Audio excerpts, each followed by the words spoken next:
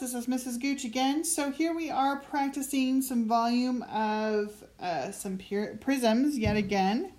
Let's just go through and do some of our homework problems just so you can get some practice in. Before I start, I need to first identify some of the shapes we're working with and also what we're going to be rounding to. So first it says we are going to round to the nearest hundredth. So that means 2 decimal places. So if you can't remember, that's 0.00. You still need to write down that third number back there. And we'll see that in a couple of instances in a minute.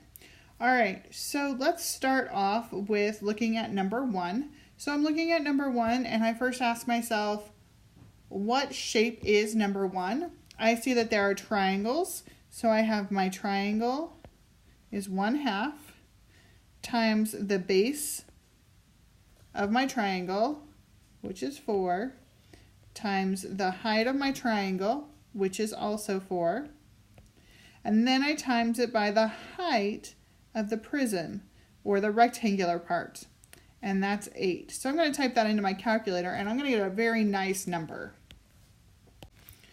All right, class, so when I type that in my calculator, I get out 64. So I need to write up here 64 feet cubed.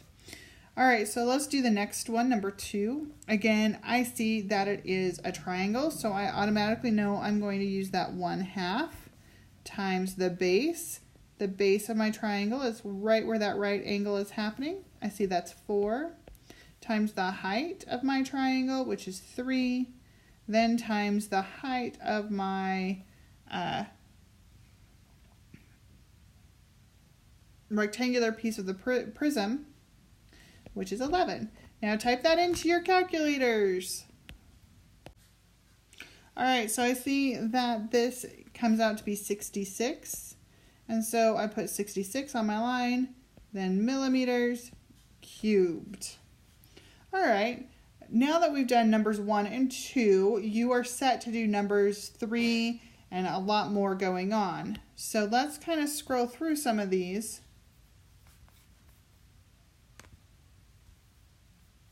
And see what we've got. So here on number 4 is the first time that we have a rectangular prism. So let's do that.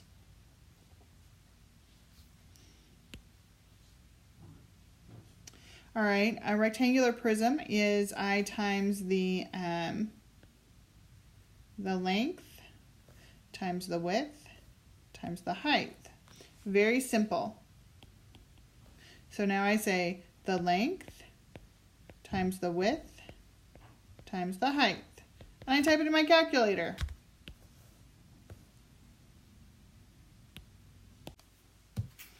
All right, so I type that into my calculator and I get 448. So I put that number on my line, 448.